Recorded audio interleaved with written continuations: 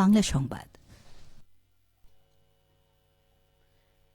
আসসালামু আলাইকুম। বাংলাদেশ বেতার রাজশাহী স্থানীয় সংবাদ পড়ছি শাহানা পারভিন। বাণিজ্য এবং বস্ত্র ও পাট মন্ত্রণালয়ের উপদেষ্টা শেখ বশির উদ্দিন 2 দিনের সরকারি সফরে আগামীকাল রাজশাহী আসবেন। তিনি ওই দিন বিমানযোগে সকাল 10:30টায় শাহ-মখদুম বিমানবন্দরে এসে পৌঁছবেন।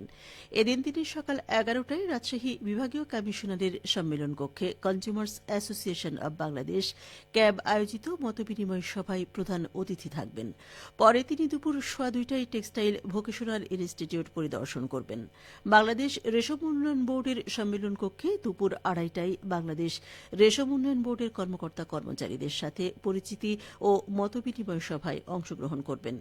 রেশম গবেষণা ও প্রশিক্ষণ ইনস্টিটিউটে রেশম কিট ও তুঁত জাতের জার্মপ্লাজম মেইনটেন্যান্স কার্যক্রম এবং সেরিকালচার মিউজিয়াম পরিদর্শন করবেন। পরদিন সোমবার সকাল 9টা থেকে 4:30 পর্যন্ত তিনি টিসিবির ফ্যামিলি কার্ডধারী উপকারভোগীদের হোম ভিজিট করবেন। ওই দিন সন্ধ্যা 5:45টায় তিনি বিমানযোগে ঢাকার উদ্দেশ্যে রাজশাহী ত্যাগ করবেন। বাংলাদেশ শ্রমিক কল্যাণ ফেডারেশনের কেন্দ্রীয় সহ সভাপতি গোলাম রব্বানী বলেছেন, যারা সচিবালয়ে আগুন জ্বালিয়ে দেশকে অস্থিতিশীল করতে চায় তাদের আটক করে বিচারের আওতায় আনতে হবে। ফ্যাসিস্ট দুর্নীতিবাজদের বিচার বাংলার মাটিতে হবেই। তিনি গতকাল সন্ধ্যায় বগুড়া শহরের বউবাজারে বাংলাদেশ শ্রমিক কল্যাণ ফেডারেশন 6 ও 20 নম্বর ওয়ার্ডের দ্বিবার্ষিক সম্মেলনে প্রধান অতিথির বক্তব্যে কথা বলেন। শ্রমিক নেতা ইসমাইল হোসেনের সভাপতিত্বে ও আবিদ হাসান সোহাগের সঞ্চালনায় সম্মেলনের প্রধান বক্তা ছিলেন সংগঠনটির কেন্দ্রীয় সহ সাধারণ সম্পাদক অধ্যাপক আব্দুল মতিন। এ সময় বগুড়া শহর শাখার সভাপতি আসগর আলী, সাধারণ সম্পাদক আনোয়ারুল ইসলাম ও আইনজীবী শাহিন মিয়া বিশেষ অতিথি হিসেবে উপস্থিত ছিলেন। এদিকে নওগাঁর সাপাহারে বাংলাদেশ শ্রমিক কল্যাণ ফেডারেশনের উপজেলা শাখার দ্বিবার্ষিক সম্মেলন অনুষ্ঠিত হয়েছে। গতকাল উপজেলা হলরুমে আয়োজিত অনুষ্ঠানে প্রধান অতিথি ছিলেন সংগঠনটির নওগাঁ জেলা শাখার সভাপতি মোহাম্মদ নাসির উদ্দিন। সম্মেলনে বক্তারা শ্রমজীবী মানুষের অধিকার প্রতিষ্ঠায় ইসলামী শ্রমনীতি বাস্তবায়নের উপর গুরুত্ব আরোপ করেন। অনুষ্ঠানে বাংলাদেশ শ্রমিক কল্যাণ ফেডারেশন নওগাঁ জেলা শাখার সেক্রেটারি আবদুল্লাহ আল মামুন, জামাতে ইসলামী সাপাহার উপজেলা শাখার আমির আবুল খায়ের সহ আরও অনেকেই বক্তব্য রাখেন।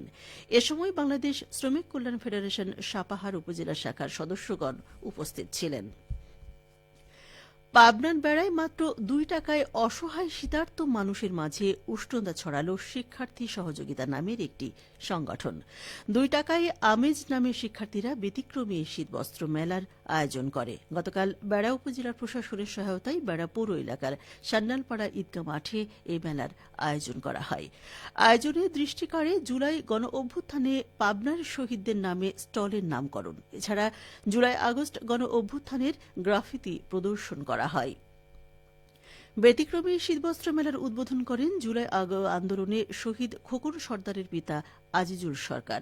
প্রধান অতিথি ছিলেন বেড়া উপজেলা নির্বাহী কর্মকর্তা মোর্শেদুল ইসলাম। বেড়া পৌর বিএনপির যুগ্ম আহ্বায়ক মঈনুদ্দিন খাজার সভাপতিত্বে বিশেষ অতিথি ছিলেন পাবনা জেলা জামাতে ইসলামীর সদস্য ডাক্তার আব্দুল বাসেদ খান। মেলা শেষে 2 টাকার প্রতীকী মূল্যে এলাকার গরিব শীতার্ত মানুষ কম্বল কিনে নেন। নওগাঁর বদলগাছি উপজেলায় এবার হলুদ চাষে বদলে যাচ্ছে কৃষকের ভাগ্যের চাকা। হলুদের বাম্পার ফলনের পাশাপাশি ভালো দাম পাওয়ায় হলুদ চাষিরা আনন্দিত। উপজেলার কৃষি অফিস জানায়, বদলগাছিতে এবার 80 হেক্টর জমিতে মহিষবাটি, হরিণ পাঁজর, বাড়ি হলুদ 1, বাড়ি হলুদ 2 সহ বিভিন্ন জাতের হলুদ চাষ হয়েছে। প্রতি বিঘায় ফলন হয়েছে 80 থেকে 100 মণ পর্যন্ত। উপজেলার হলুদ বিহার গ্রামের কৃষক সবুজ জানায়, তিনি এবার 2.5 কাঠা জমিতে হলুদ চাষ করেছে। এই জমি থেকেই তিনি 20 মণ হলুদ উৎপাদন করেছেন। উপজেলার কৃষি কর্মকর্তা সাহাব ফারদান জানান, হলুদ একটি মশলা জাতীয় ফসল। এবার হলুদের বাম্পার ফলন হয়েছে এবং ভালো দাম পেয়ে খুশি চাষিরা। হলুদ চাষে খরচ ও পরিশ্রম কম ও বেশি উর্বর জমির প্রয়োজন হয় না। বাড়ির আশেপাশে পরিত্যক্ত জমিতে ভালোভাবে চাষ করে ঠিকমতো গোবর সার দিয়ে হলুদ চাষ করলে সেখানেও বাম্পার ফলনের উজ্জ্বল সম্ভাবনা বলেও জানান এই কৃষি কর্মকর্তা। খেলার খবর কাবাডি। নওগাঁর পত্নীতলা উপজেলার গোপীনগর গ্রামে স্থানীয়দের আয়োজনে ঐতিহ্যবাহী কাবাডি বা হাডুডু খেলা অনুষ্ঠিত হয়েছে। গতকাল বিকেলে খেলায় অংশ নিয়ে নজিপুর একাদশ পানবোরাম একাদশকে ১৫ পয়েন্টে হারিয়ে জয়লাভ করে। আয়োজকরা বলেন, আমন ধান কাটার পর চাষিদের আনন্দ বিনোদনের উদ্দেশ্যে এই খেলার আয়োজন করা হয়। খেলায় প্রতি দলে ৬ জন করে খেলোয়াড় অংশ নেয়। খেলায় ১৫ পয়েন্টে নজিপুর দল জয়লাভ করে। খেলা দেখতে সেখানে পার্শ্ববর্তী কয়েকটি গ্রামের নারী পুরুষ সহ জড়ো হয়ে উৎসবমুখর করে তোলেন। খেলা শেষে উভয় দলকে পুরস্কৃত করা হয়। সবশেষে আবহাওয়া। আজ দুপুর ১২টায় রাজশাহীতে তাপমাত্রা ছিল ২৫.৫ ডিগ্রি সেলসিয়াস। এ সময় বাতাসে আপেক্ষিক আর্দ্রতার পরিমাণ ছিল ৪৪%। রাজশাহী ও পার্শ্ববর্তী এলাকায় আজ সূর্যাস্ত সন্ধ্যে ৫টা ২৬ মিনিটে। সংবাদ শেষ হল।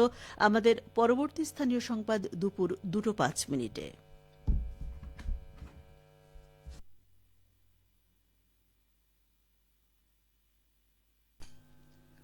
বাংলাদেশ বেতার রাজশাহী। এখন শুনবেন